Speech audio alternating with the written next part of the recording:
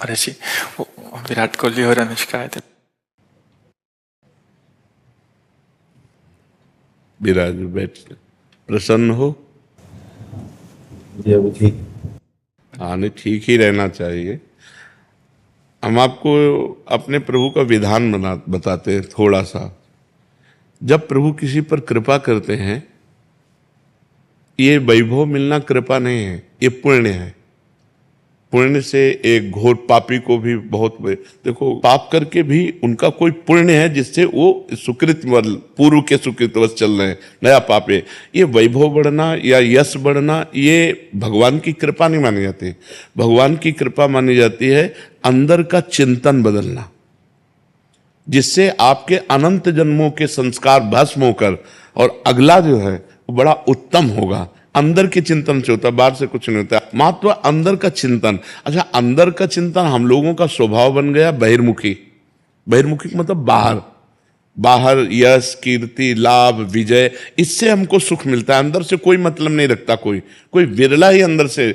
अब क्या होता है, भगवान जब कृपा करते हैं तो संत समागम देते हैं, फिर दूसरी जब कृपा होती तो विपरीतता देते हैं, और फिर अंदर से एक रास्ता देते हैं। ये मेरा रास्ता है, ये परम शांति का रास्ता है, ये शांति का रास्ता नहीं। भगवान वो रास्ता देते और जीव को अपने पास बुला लेते हैं। बिना प्रतिकूलता के संसार का राग नष्ट नहीं होता। किसी को भी वैराग्य होता है तो संसार की प्रतिकूलता देखकर वैराग्य होता है। सब कुछ हमारे अनुकूल है तो हम आनंदित होकर उसका भोग करते हैं। जब हमारे ऊपर प्रतिकूलता आती है तब ठेस पहुंचती है कि इतना झूठा संसार, तो अंदर से भगवान रास्ता देते हैं। ये सही है। भगवान बिना प्रतिकूलता के इस संसार को छुड़ाने का कोई भी औषधि नहीं रखी।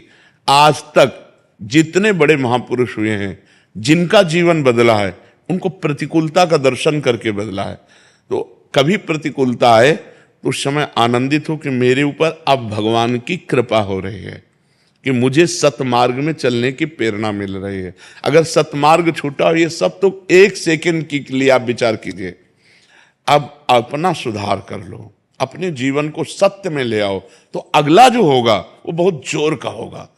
चाहे जन्म हो तो श्रीवान कुलवान धनवान वैभव संपन्न ऐसे, और भक्ति की अनुकूलता, भक्ति की अनुकूलता। खास बात श्रीवान धनवान कुलवान नहीं, खास बात भक्ति की अनुकूलता। अगर इस जन्म में भगवत प्राप्ति नहीं हुई तो भगवान श्री कृष्ण ने गीता में कहा है कि मेरे भक्त का नाश नहीं होता। मैं कुलवान धनवान श्रीवानों के कुल में जन्म देता हूं और फिर पुनः भक्ति का माहौल देता हूं, और पूर्व का जो भजन छूटा हुआ हो वहीं से उसको। अब बिल्कुल ऐसे ही रहो जैसे रह रहे हो, बिल्कुल संसारिक बन करके रहो, लेकिन अंदर का चिंतन आपका बदल जाए। अंदर के चिंतन में आपकी यश की भावना न रह जाए, अंदर के चिंतन में आपको धन बढ़ाने की भावना न रह जाए, अंदर का चिंतन हो जाए प्रभु बहुत जन्म व्यतीत हो गए, अब एक बार आपसे मिलना चाहिए, एक बार आपसे मिलना चाहिए प्रभु, मुझे आप चाहिए, आप संसार, तो बात बन जाएगी, तो बात बन जाएगी। इसलिए आनंद पूर्वक भगवान का नाम जप करो, बिल्कुल चिंता मत करो। बाबा, क्या नाम जप से हो जाएगा पूरा? हम अपने जीवन का अनुभव बताते हैं। सांख्य योग और अष्टांग योग और कर्म योग और भक्ति योग, चारों योगों में प्रवेश रहा है। पहले हम सन्यासी रहे 20 वर्ष सन्यासी रहे काशी विश्वनाथ जी। तो हम सांख्य योग अष्टांग योग, जो अष्टांग योग है ना, अष्टांग योग कर्मयोग, इन तीनों को अच्छी प्रकार जान करके और फिर भक्ति योग में आए।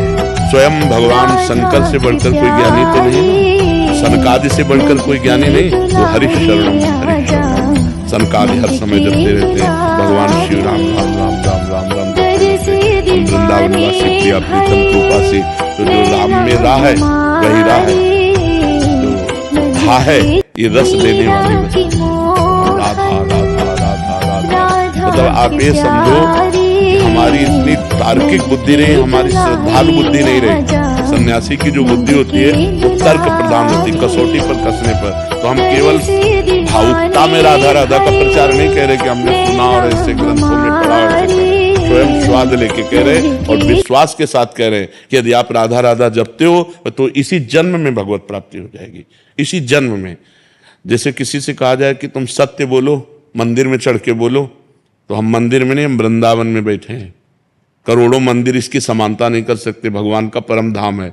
अगर राधा राधा नाम चल रहा है तो इसी जन्म में भगवत प्राप्ति हो जाएगी। हमारी आखिरी श्वास यदि राधा, तो मुझे श्री जी की प्राप्ति, भगवान की प्राप्ति हो जाएगी, इसमें कोई संशय नहीं। और किसी साधनों की कोई आवश्यकता नहीं। आप केवल अंदर ही अंदर चलाइए और लिखिए। देखो, हम जो कह रहे हैं उसको समझो। बहुत अधिक नाम जपने की हमें चेष्टा नहीं करनी, कम संख्या हो लेकिन मन लगा करके हो। जैसे हम, अब देखो, आप लिखो राधा, अपने दिमाग में लिखो, खुले नेत्र लिखो या बाहर बाहर देखो, दिखाई दे रहा है राधा लिखा हुआ, वही कान में सुनो राधा, वही अंदर उठाओ राधा। ये तीनों का एकाकार हो जाए तो ये करोड़ों नाम जप के बराबर है। देखो, जैसे हम बोला राधा, ऐसे हम 1000 राधा नाम बोले तो हम बोला राधा, ये उपांशु है, इसे उपांशु कहते हैं। राधा राधा राधा राधा 1000 बार, ये उपांशु हुआ। अब ये ऐसे उपांशु हम 10,000 बार जप करें, अंदर देखते हुए बोले राधा, उपांशु 10,000 बार नाम जप करने का फल एक बार मानसिक में है। इतना बड़ा फल है ये। ऐसे राधा राधा राधा चल रहा है, नेत्रों से हम उसे देख रहे हैं, कानों से उसे सुन रहे हैं। आप देखना कि अगर मन भगेगा तो आप लिख नहीं पाओगे राधा नाम, अगर लिख रहे हो तो मन भगेगा नहीं। तो चाहे 10 बार लिखो, 100 बार लिखो, लेकिन एक अभ्यास बनाओ ऐसा कि कुछ समय शांति से स्नान आदि करके बैठ गए और राधा राधा लिख रहे हैं, उसी का चिंतन कर रहे हैं। इसे अपना जीवन बना लो, फिर आप परिणाम में खुद देख लेना। कोई घाटे का सौदा तो है नहीं। ठीक है, ये सखी को दे दे ठाकुर।